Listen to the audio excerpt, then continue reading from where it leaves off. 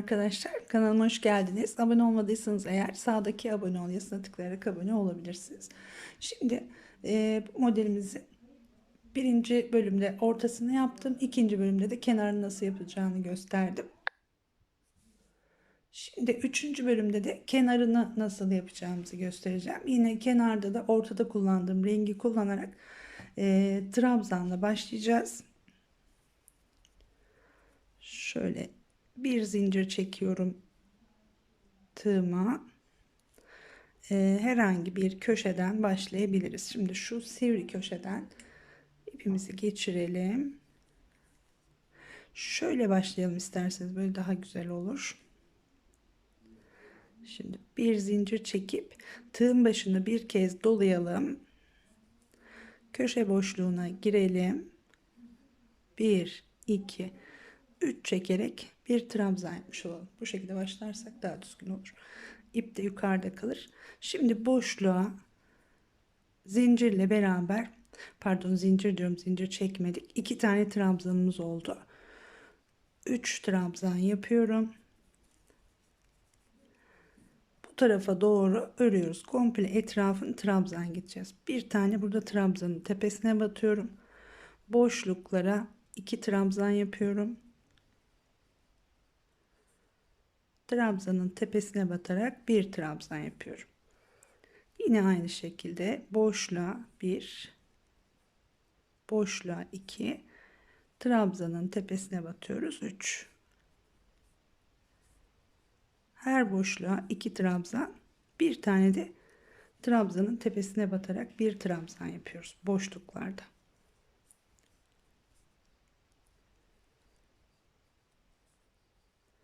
Ben şimdi bunu iki renk yaptım ama tek renk de yapabilirsiniz tabii ki. İki renk de farklı duruyor. Şöyle geldik. Hemen şu dibe batıyoruz. Bir trabzan.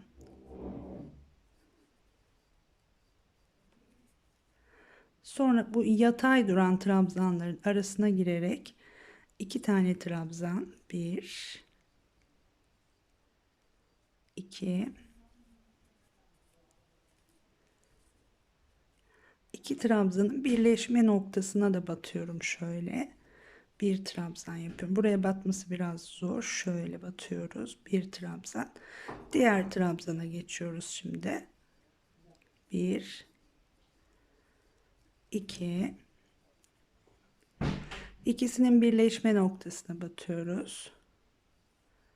Sonra tekrar 3. sıradaki trabzanın, yatay duran trabzanın arasına girerek 2 trabzan, tam şu noktaya bir tane trabzan. Şimdi şu birleştirmeleri yaparken yine trabzan yaparak birleştirmiştik.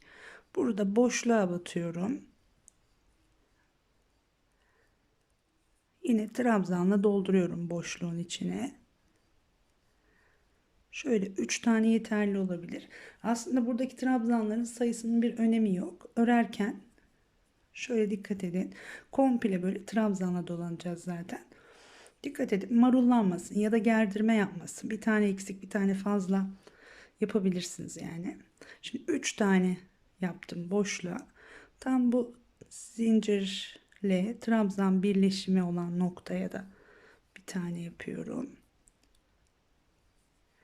Tekrar buradaki trabzanın üzerine geldik. 1 2 bir tane de şu iki trabzanın tam burada birleşme noktası var. Buraya bir tane tekrar 1 pardon aynı yere tekrar batıyorum. 2 tane yaptım. Aradaki birleşme noktasını da batıyorum. Direkt bu tarafa da atlayabiliriz ama arada açıklık oluyor, o yüzden tam arada birleşme noktalarına batıyorum.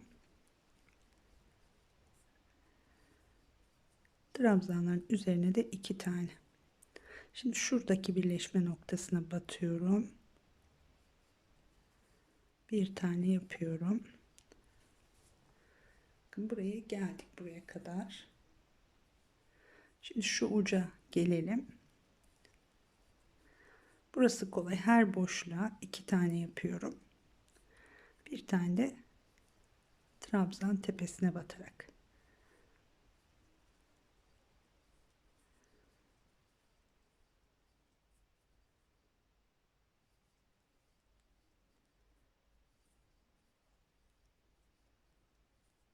boşluğa 2 tane, bir tane trabzan üzerine. Arkadaşlar hızlı geliyorsa örmem, videonun hemen sağ tarafında ayarlar bölümü var. Şu yuvarlak işaretli. Oradan videonun hızını ayarlayabiliyorsunuz. Yavaşlatabilir ya da hızlandırabilirsiniz. Bu şekilde de izleyebilirsiniz. Evet, trabzanı da yaptık. Tam ortadaki köşeye geldik. Şimdi buraya 3 tane yapıyoruz. 1 2 3 1 2 3 tane de zincir çekiyoruz. Tekrar aynı boşluğa tam köşeye 1 2 3 ve hemen sıradaki trabzanın üzerine batıyorum. Şimdi aynı şekilde örmeye devam ediyorum. Bu köşeyi göstermek için buraya kadar uzattım. Aynı şekilde komple etrafını trabzanla dolanacağız. Dediğim gibi trabzan sayısının burada bir önemi yok. Şöyle yakınlaştıralım. Marullanmamasına ya da gerdirmemesine dikkat etmeniz gerekiyor. Bir eksik, bir fazla yapabilirsiniz. Örerken kendi elinize göre ayarlayabilirsiniz. Şuralarda da 3 tane trabzan yaptık. 3 zincir, tekrar 3 trabzan yaptık. Döndük. Bütün köşeleri bu şekilde dönüyoruz. Başlangıç noktasına kadar gelelim bu şekilde. Evet arkadaşlar, şimdi bir sıra dolandığım başlangıç noktasına geldim. Aynısını tekrar bir sıra daha yapacağız. Şöyle kalın olmasını istiyorum kenarının. Köşeye ipi birleştirdiğimiz noktaya geldim. 3 tane trabzan yaptık. 3 tane yine zincir çekiyoruz bu köşede. Geliyoruz. Şimdi ipi birleştirdiğimiz noktadaki trabzanın tepesine batıyoruz. Birleştiriyoruz. Tekrar 1 2 3 zincir. Şimdi her bir trabzanın üzerine yine bir sıra daha bu şekilde trabzan yapacağız. Her bir yuvaya batıyorum. 2 sıra trabzan dolanıyoruz.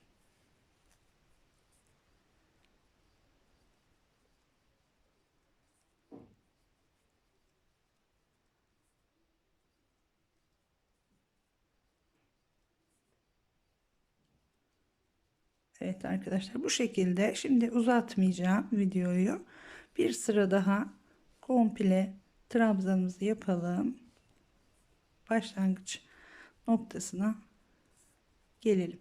Yine köşelerimiz aynı. Evet, şurada evet köşeler aynı dedim ama 3 trabzan yapıyorduk. Bu sırada 2 trabzan yapacağız. 2 trabzan, 3 zincir, tekrar 2 trabzan yapacağız. Şurada yaptığımız gibi aynı. Alt sırada 3 trabzan yaptık her köşeye. Bir üst sırada sadece 2 trabzan, 3 zincir, tekrar 2 trabzan yaparak devam edeceğiz. Bir sıra daha bu şekilde dolanalım. Evet, bir sırayı daha tamamladım arkadaşlar. Şöyle 2 sıra komple trabzan gittik. Şimdi başlangıç noktasına geldim. Buradaki son boşluğa girelim. 2 tane trabzan yapıyorum. 3 tane zincir çekiyoruz. Tekrar 2 trabzan.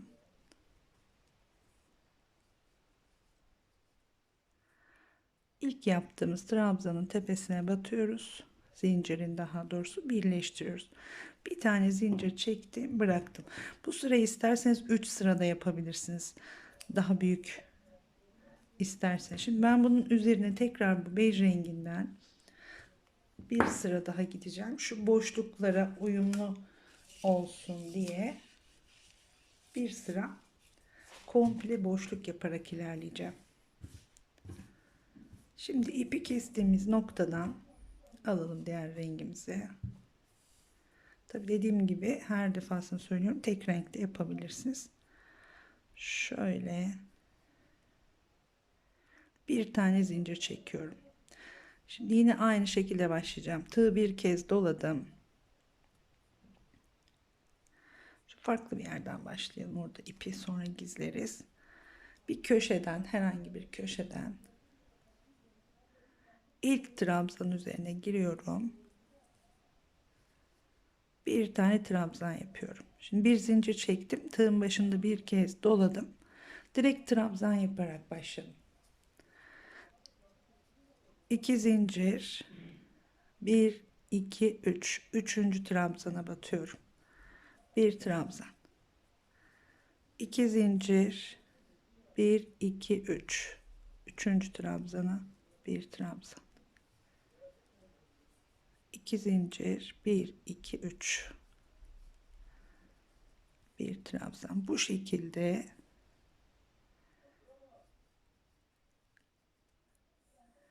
komple boşluk, bir sıra komple boşluk yaparak bir sırada üzerine sık iğne yapıp bitireceğim.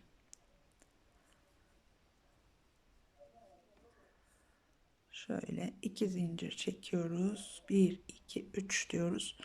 Üçüncü yuvaya batıyoruz her defasında.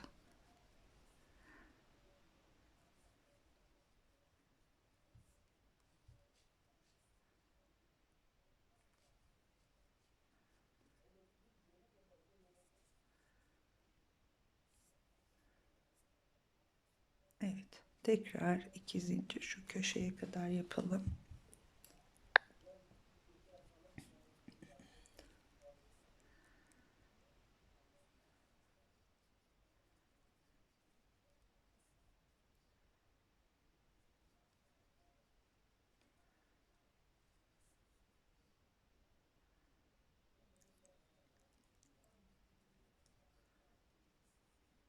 Bir 2 3, hep üçüncü trabzana batıyorum. 2 yuva atlıyorum. 2 zincir çekiyorum.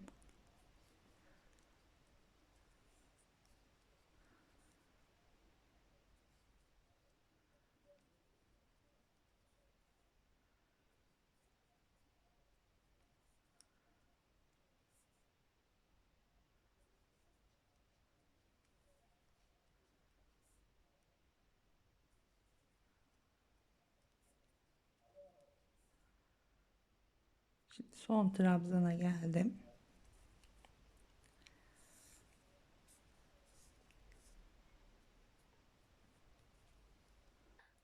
Burada da şimdi son trabzanın üzerine bir trabzan yaptık. 2 tane zincir çekiyoruz. 2 zincir, 3 zincir çektiğimiz boşluğa bir trabzan, tekrar 2 zincir, aynı boşluğa tekrar batıyoruz. Bir trabzan daha, tekrar 2 zincir. Şimdi ilk trabzana yine batıyorum. Bu şekilde köşeyi dönmüş oluyorum. Tekrar 2 zincir ve aynı şekilde 1 2 3, üçüncüye batarak komple kutular oluşturuyoruz etrafında.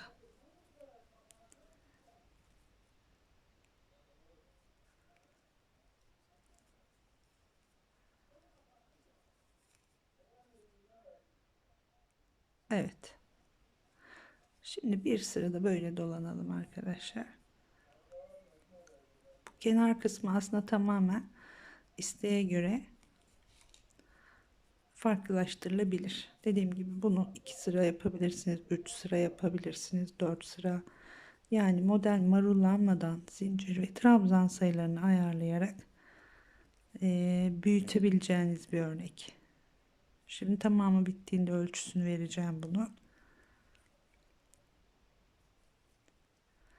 Evet, başka bir işlemimiz yok. Komple bu şekilde dolanıyoruz. Şu anda gerdirme falan herhangi bir şey yok. Üzerinde zaten tekrar bir kez daha dolanacağız. Bu şekilde tamamlayalım. Bir sıra daha örelim. Evet arkadaşlar, bir sırada bu şekilde boşlukları tamamladım. Komple bir sıra boşluk yaptım. Şimdi burada bitireceğim. Bitireceğim derken bir sırada sık iğne yaparak bitireceğim. Ama dediğim gibi büyütebiliyorsunuz. Bunu büyütebilirsiniz aynı şekilde örerek. Şimdi 2 tane zincir çekiyorum. Boşluğa batıyorum.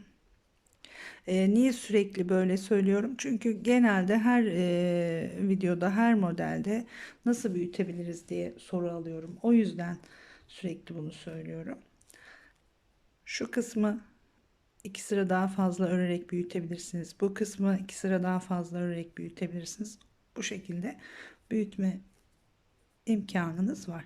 Şimdi boşluğa da 2 tane trabzan yaptık. Yine 2 tane zincir çekiyorum. Burada ilk başladığımız trabzanın tepesine batıyorum. Birleştiriyorum. Bir tane de zincir çektim. Şu birleştirme ipimizi şimdi sık iğne yaparken trabzanların üzerinden yürüteceğiz. Hemen boşluğa giriyorum. Sık iğne yapıyorum. Her boşluğa 3 tane.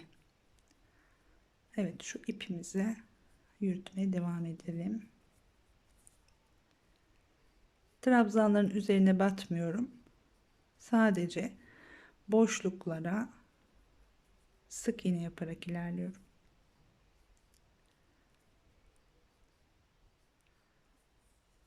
Evet, buraya kadar şu arkadaki ipimizi de yürüttük. Sonra keseriz. Tığın başını dolamadan boşluğa giriyoruz. İlmeği alıp 2 ilmeği birlikte çekiyoruz. Sadece bu kadar. Bu sık iğneyi de yine 2-3 sıra yapabilirsiniz. Daha tok durur, daha güzel durur. Her bir sık iğnenin üzerine bir tane yaparak yine burada da büyütmeniz mümkün.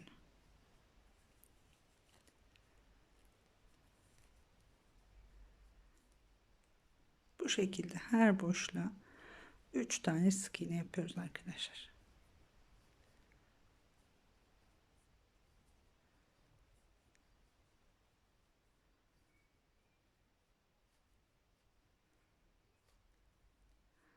Şu köşeye kadar gidelim. Köşeyi de kaç tane yaptığımı söyleyeyim. Köşe dönüşlerde yine sık iğne ile döneceğiz. Yine herhalde 3'er tane yeterli olur. Tabii şöyle bakmayı unutmayalım. Yine marullanmasın. Düzgün gitsin.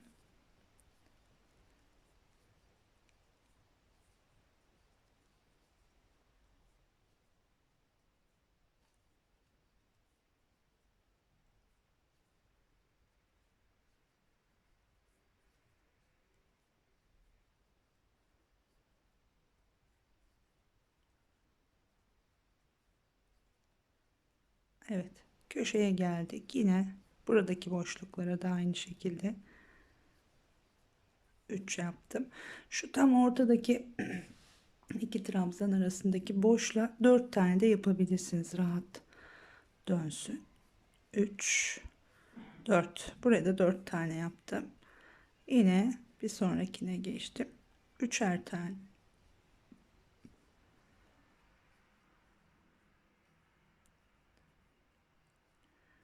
Evet, bir sırada böyle dolanıyorum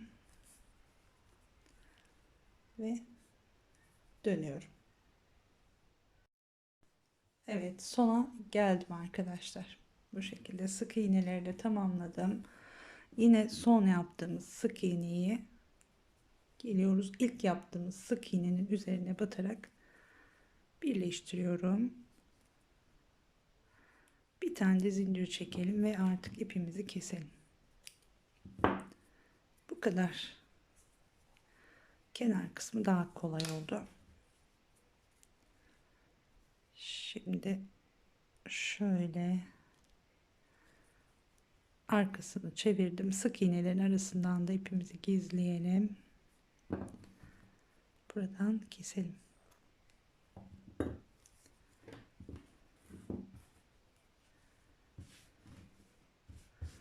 Şöyle bir model oldu. Evet, ölçüsünü vereceğimi söylemiştim. Ölçüsüne de bakalım hemen. Bu şekilde aynı ip aynı tığla ördüğümüzde Bir köşeden bir köşeye 28 santimetre.